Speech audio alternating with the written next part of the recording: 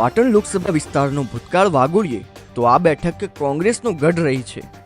છેલ્લી 5 ચૂંટણીમાં 2 વખત કોંગ્રેસ તો 3 વખત ભાજપના પક્ષમાં આ બેઠક ગઈ છે.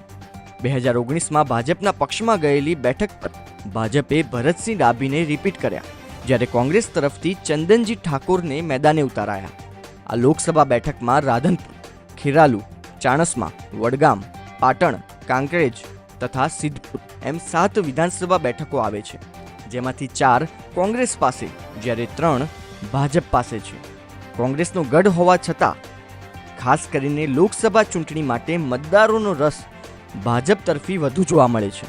એટલે કહી શકાય પાટણની સીટ કબજે કરવામાં ભાજપને લગભગ કોઈ અડચણ આડી નહીં આવે.